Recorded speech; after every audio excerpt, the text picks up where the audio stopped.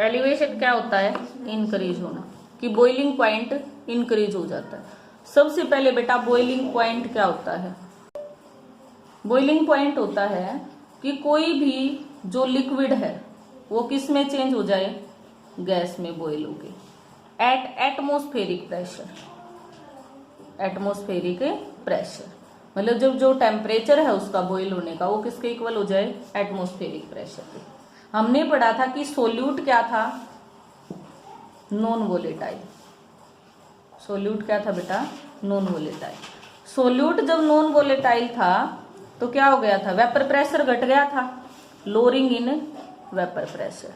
Vapour pressure decrease हुआ। अब vapour pressure घट गया, बॉइलिंग पॉइंट क्या? वेपर प्रेशर इक्वल होना चाहिए एटमॉस्फेरिक प्रेशर के। वेपर प्रेशर किसके इक्वल होना चाहिए? एटमॉस्फेरिक प्रेशर के।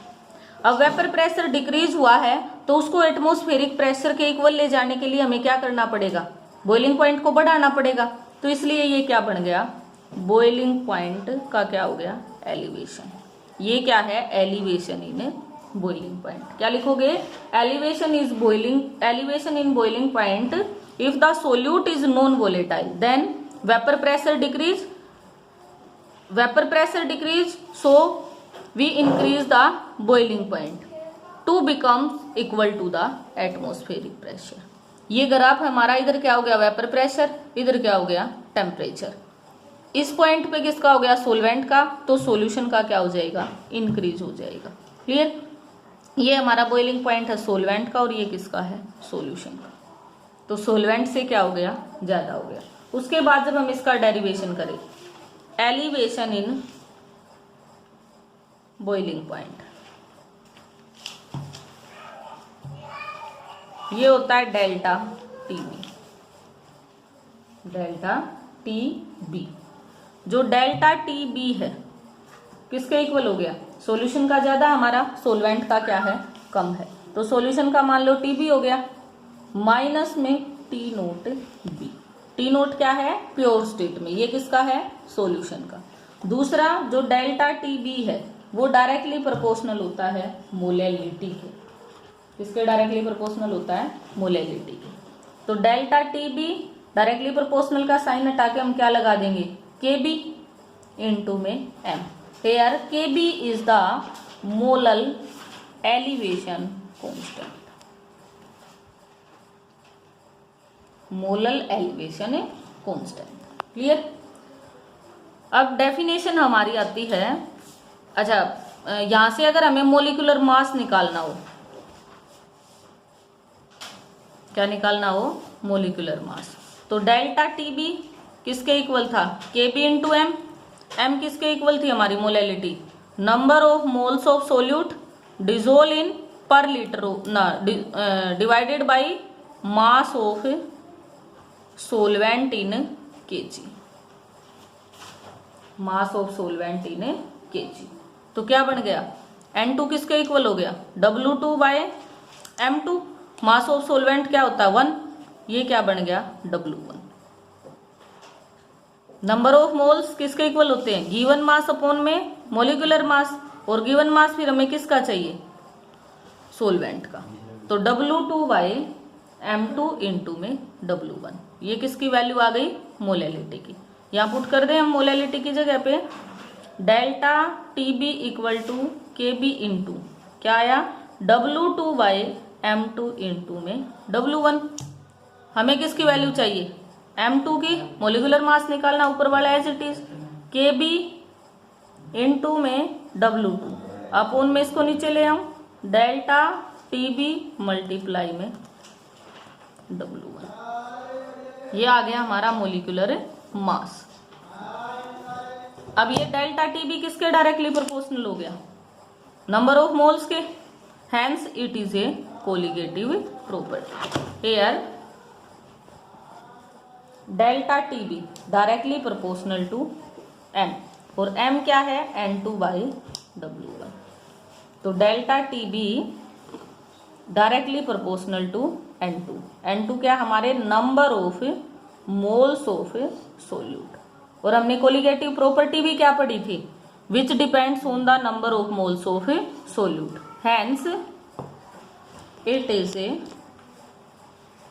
कोलिगेटिव प्रॉपर्टी, इसलिए ये क्या हो गई, एक कोलिगेटिव प्रॉपर्टी हो गई है।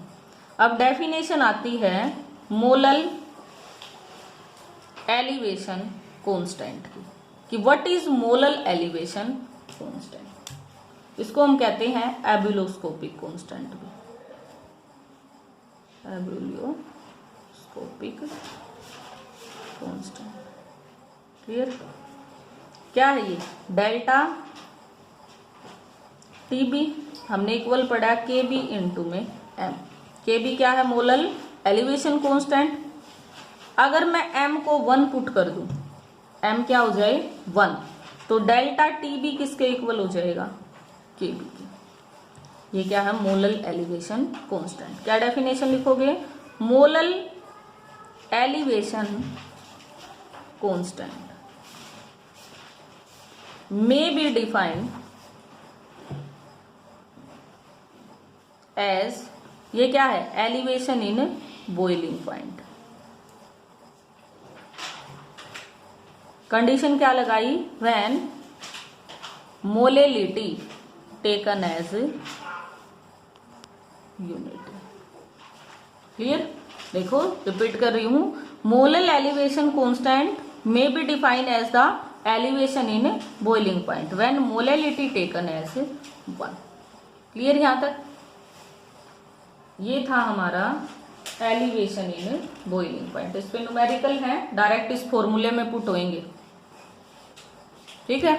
ज्यादा से ज्यादा क्या करेगा? मोलेलिटी नहीं देगा, मोलेलिटी के जगह पे क्या दे देगा? नंबर ऑफ मोल्स डिसोल्व इन पर केजी ऑफ ए सोलवेंट। तो यहां से निकाल लोगे m की वैल्यू। तीनों में से कोई भी 2 वैल्यू दे देगा, थर्ड निकलवा लेगा। अब ऐसे ही है depression in freezing point. Next topic है हमारा डिप्रेशन इन फ्रीजिंग पॉइंट। अब फ्रीजिंग पॉइंट क्या हो रहा है?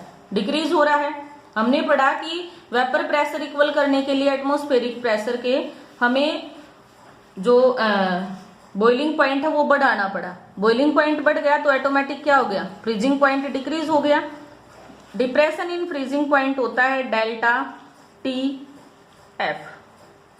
Delta T F, delta T F is the depression in freezing point. ये उल्टा हो जाएगा टी नोट एफ माइनस के टी एफ। देखो ये क्या पढ़ा था हमने? इंक्रीज हुआ था, इसलिए प्योर सॉल्यूशन में से हमने प्योर का घटा दिया था। यहाँ पे क्या किया हमने? प्योर में से सॉल्यूशन का घटा दिया। सॉल्यूशन का क्या हो गया? डिक्रीज हो गया है। क्लियर?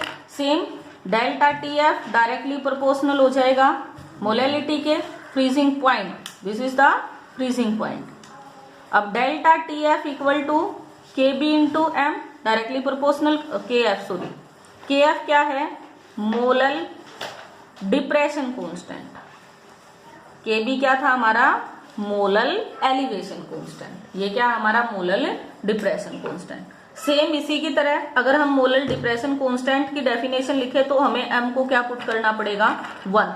तो molal depression constant may be defined as the depression in freezing point when molality taken as 1। Molality को क्या पुट कर देंगे हम? इसी की तरह N2 बाय W1। तो के डेल्टा टी एफ भी किसके डायरेक्टली प्रोपोर्शनल हो जाएगा? N2 के।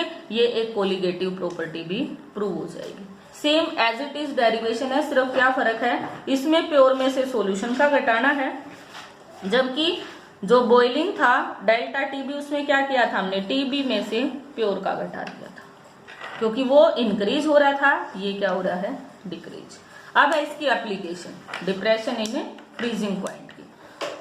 जो हिल स्टेशन है, जैसे वहां पे आइस जम जाती है रोडों पे, उसको पिघलाने के लिए कौन सा कंसेप्ट यूज होता है? Depression in freezing point. वहां पे एंटी डिप्रेसेंट का यूज किया जाता है। आइस के ऊपर NaCl क्या करेगा? फ्रीजिंग पॉइंट को घटा देगा। NaCl का स्प्रे कर देते हैं, उससे क्या हो जाएगी? जो रोडों की जो आइस है वो मेल्ट हो जाएगी। दूसरा depression in freezing point, radiator होते हैं गाड़ियों के, गाड़ियां जाती हैं वहां पे, रेडिएटर में भी वाटर है, क्या वो कभी जमता है? नहीं। क्यों? क्योंकि उसमें एंटी फ्रीजिंग सॉल्यूशन डला हुआ होता है इथाइलिन ग्लाइकोल। वो क्या करता है? उसको जमने नहीं देता, वो उसके फ्रीजिंग पॉइंट को और ज्यादा डिक्रीज कर देता है। ये है इसकी 2 एप्लीकेशन। आइस मेल्ट करने के लिए, दूसरा रेडिएटर के जो वाटर है उसके अंदर क्या यूज किया जाता है, एंटी फ्रीजिंग सॉल्यूशन। क्लियर, यहां तक करना है भाई। एक टॉपिक और बचा है सिर्फ।